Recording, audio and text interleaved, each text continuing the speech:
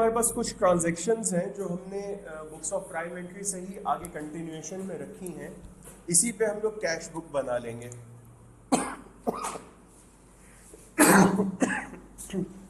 देखो एक बात याद रखना, जब भी एक बिजनेस होता है वो कंटिन्यूएशन में चलता है।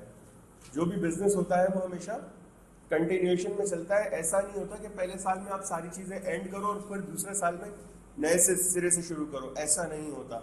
बिजनेस हमेशा आपका कंटिन्यूटी में चलता है, गोइंग कंसर्न होता है, कंटिन्यूसली चलता है वो। अब यहां पर एक चीज जो जेरे गौर है, अगर बिजनेस कंटिन्यूटी में चल रहा है तो डेफिनेटली आपके पास कैश का कोई ओपनिंग बैलेंस होगा, डेफिनेटली आपके पास बैंक का कोई ओपनिंग बैलेंस होगा। मैंने इस सवाल में वो चीज नहीं लिखवाई, लेकिन जरूरी नहीं है कि वो ना हो, हमेशा होता है। अगर कैश का ओपनिंग बैलेंस या बैंक का ओपनिंग बैलेंस नहीं भी है और आपके बिजनेस का पहला साल है, तो डेफिनेटली आपने कुछ कैपिटल कैश की सूरत में इन्वेस्ट किया होगा, आपने कुछ बैंक में पैसे जो है डिपॉजिट किए होंगे। वो सारी चीजें कहां आ जाएंगी? कैश बुक में आ जाएंगी एज ओपनिंग बैलेंस। ये चीज क्लियर है? मैंने यहां पर ओपनिंग बैलेंस नहीं बताया, इसका हरगिज ये मतलब नहीं है कि कैश बुक में ओपनिंग बैलेंस नहीं है। Since cash book work both as ledger and a journal, तो इसका ओपनिंग और क्लोजिंग बैलेंस बनता है। Is that understood to everyone? सही है, समझ आ रहा है सबको? आगे बढ़ते हैं। अब मेरी पहली ट्रांजैक्शन क्या है? Paid MS Anas International 10 million by cheque. मेरी ट्रांजैक्शन क्या है? पहली, मैंने अनस इंटरनेशनल को 10 मिलियन दिए हैं चेक के थ्रू। ये चीज समझ आती है? देखो कैश बुक के दो एरियाज हैं, एक रिसीट साइड और एक पेमेंट साइड। रिसीट साइड जो है वो आपकी डेबिट साइड होती है और जो पेमेंट साइड है वो आपकी क्रेडिट साइड होती है। यहां पर सबसे पहले जो चीज आती है वो होती है डेट। डेट के बाद पर्टिकुलर्स, पर्टिकुलर्स के बाद पोस्टिंग रेफरेंस, उसके बाद कैश एंड देन बैंक। ये बन गई आपकी डेबिट साइड या रिसीट साइड। अब मैं बनाऊंगा पेमेंट साइड। पेमेंट साइड में भी सबसे पहले क्या चीज आ जाएगी? डेट। डेट के बाद पर्टिकुलर्स, पर्टिकुलर्स के बाद posting reference, cash and then bank. ये चीज समझ आती है सबको? क्लियर है? शुरू करते हैं। Paid Anas International ₹10 million by cheque. ₹10 million by cheque. Anas को मैंने 10 मिलियन दिए हैं चेक के थ्रू, तो ये कहां आ जाएगा? पेमेंट वाली साइड पर आ जाएगा। चेक के थ्रू दिए तो यहां पर 10 मिलियन। अच्छा, मैं ये जो वर्किंग कर रहा हूं ना, ये नियरेस्ट 1000 में कर रहा हूं। किसमें कर रहा हूं? नियरेस्ट 1000 में। मतलब मैं 3 जीरो इग्नोर करूंगा आखिर के, मैं आखिर के 3 जीरो इग्नोर करूंगा। क्लियर है ये चीज? नियरेस्ट 1000 में वर्किंग कर रहा हूं मैं। तो अनस को कितने पैसे दिए मैंने? 10,000 लिख दिया, यहां पे 10,000 है। अगली ट्रांजैक्शन क्या है? Received cash from HM International amounted to 15 million. ये कैश मुझे रिसीव हुआ है। किसने दिया ये मुझे? HM इंटरनेशनल ने। यहां पर HM इंटरनेशनल लिख देंगे।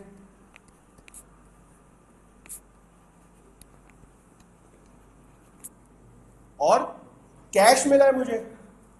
कैश मिला है तो कैश के कॉलम में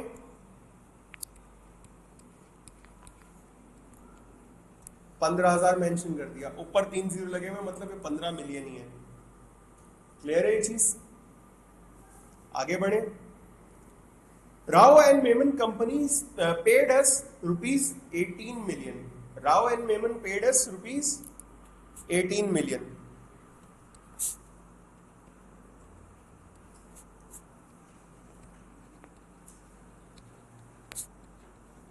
ये तो समझ आता है कि राव और मेमन ने हमें पे किया है, मतलब हमें रिसीव हुआ है। ये चीज समझ आती है। राव एंड मेमन ने हमें पे किया है, मतलब ये पैसा हमें रिसीव हुआ है। सवाल ये है कि ये चेक के थ्रू आया है, मतलब ये बैंक के थ्रू आया है या कैश आया है।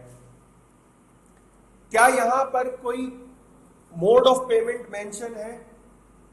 राव एंड मेमन एक कंपनी का नाम है, और जब भी मोड ऑफ पेमेंट मेंशन ना हो ट्रांजैक्शन में, और ट्रांजैक्शन में एक कंपनी की इन्वॉल्वमेंट हो, तो हम क्या अज्यूम करते हैं कि ये पेमेंट बैंक के थ्रू हुई है।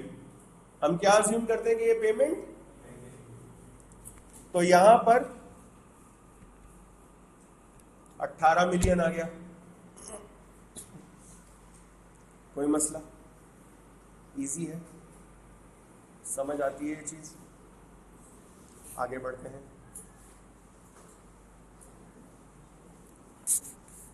We pay Hafsa Enterprises ₹5 million by check.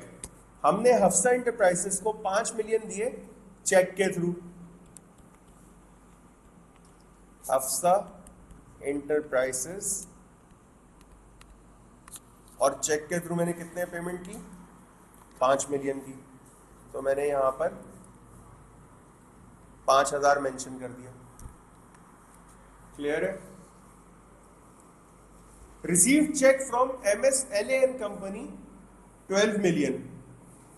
Check receive हुआ है मुझे LAN कंपनी से।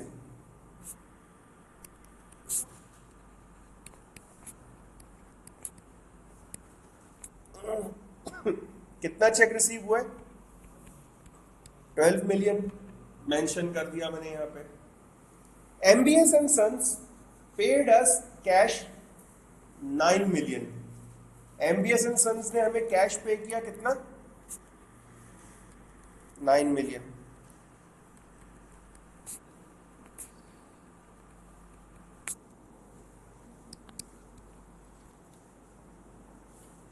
क्लियर है ये चीज?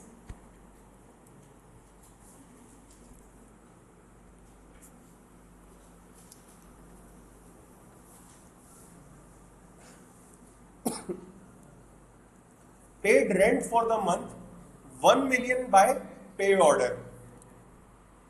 रेंट मैंने पे किया है पे ऑर्डर के थ्रू। पे ऑर्डर हमारे पास बैंकिंग इंस्ट्रूमेंट में आता है। पे ऑर्डर कहां पर आता है हमारे पास? बैंकिंग इंस्ट्रूमेंट में। मतलब ये पैसा कहां से निकला होगा? मेरे बैंक से गया होगा, और मैंने क्योंकि ये पे किया है तो यहां पर आ जाएगा रेंट एक्सपेंस। कितना? 1 मिलियन। 1 मिलियन आ गया। कोई मसला?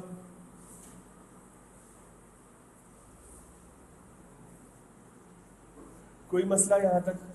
आगे बढ़ते हैं। Receive dividend from ABC PLC ₹350,000। Receive dividend from ABC PLC कितना? 3.5 लाख रुपए। ये डिविडेंड जो मुझे मिला है ये बैंक में आया होगा या कैश के थ्रू आया होगा? क्योंकि इस ट्रांजैक्शन में भी मोड ऑफ पेमेंट नहीं बताई गई हमें, और एक कंपनी इन्वॉल्व है, तो हम क्या अज्यूम करेंगे कि ये बैंक से आया है।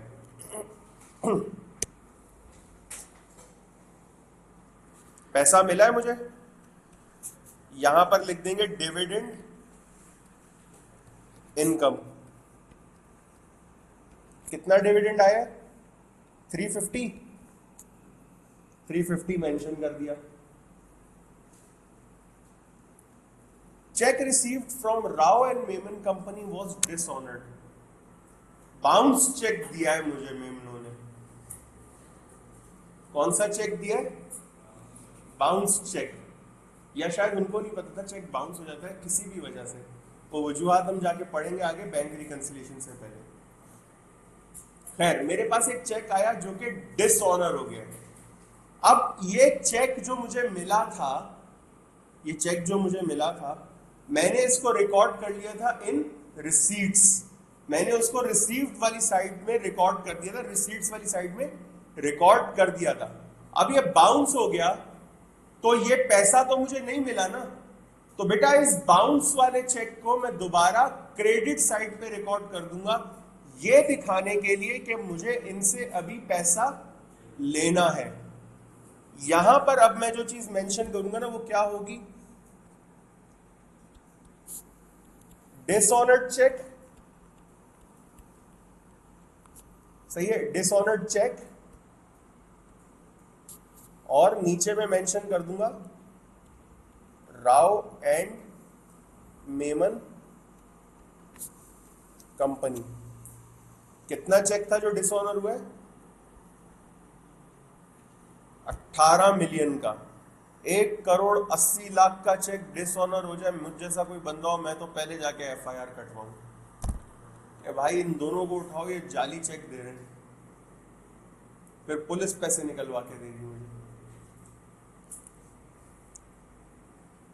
Okay, received payment from ZH enterprises 15 million. ZH enterprises से मुझे पेमेंट मिली है कितने की? 15 मिलियन। कोई बता सकता है ये कैश है या चेक है? चेक है, एग्जैक्टली ये चेक है। तो यहां पर मैं मेंशन कर दूंगा ZH enterprises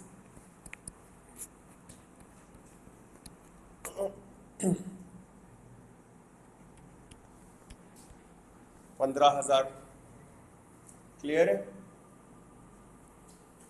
withdraw 200,000 from bank for office use. अब यहां पर जरा समझना ट्रांजैक्शन क्या बनेगी। ये ट्रांजैक्शन का इंपैक्ट दोनों जगह पर आएगा, रिसीट्स वाली साइड पर भी आएगा और पेमेंट वाली साइड पर भी आएगा। रिसीट वाली साइड, सॉरी, पेमेंट वाली साइड पर क्यों आएगा? क्योंकि मैंने बैंक से 2 लाख रुपए निकाले, 2 लाख रुपए नकद मैंने बैंक से निकाल दिया। तो यहां पर सबसे पहले ये इधर मैंने लिखा 11 और यहां पर मैंने बैंक से 200 माइनस कर, मतलब 200 मैंने यहां पर बैंक के कॉलम में मेंशन कर दिए। अब ये मैं किस नाम से मेंशन करूंगा जरा ये समझना। ये पैसा निकाला है मैंने, क्या निकाला है? कैश। कैश निकाला है ना मैंने, जाती इस्तेमाल के लिए निकाला है या ऑफिस यूज के लिए निकाला है? ऑफिस यूज के लिए निकाला है, मतलब ये कॉन्ट्रा एंट्री है। ये क्या है? तो यहां पर पोस्टिंग रेफरेंस में सबसे पहले सी मेंशन कर देंगे और यहां पर मैं मेंशन कर दूंगा Contra against cash, Contra against cash. और यही सेम एंट्री रिसीट्स वाली साइड पे भी बनेगी। मैंने कैश निकाला तो कहां लेकर आया? ऑफिस में लेकर आया, मतलब मैंने अपने कैश में डाल दिया 2 लाख रुपए। तो यहां पर कैश 200 से डेबिट कर दूंगा मैं और यहां पर पोस्टिंग रेफरेंस में सी लिख दूंगा ब्रैकेट के अंदर, विच रिप्रेजेंट्स कि ये एक कॉन्ट्रा एंट्री है। और यहां पर मेंशन करूंगा कॉन्ट्रा अगेंस्ट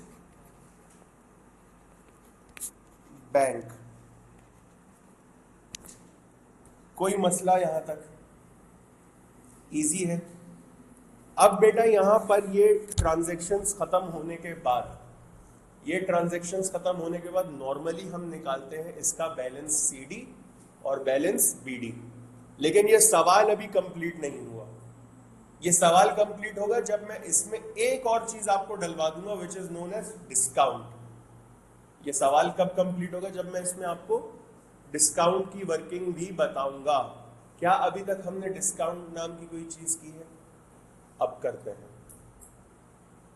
यहां तक किसी को कोई मसला है तो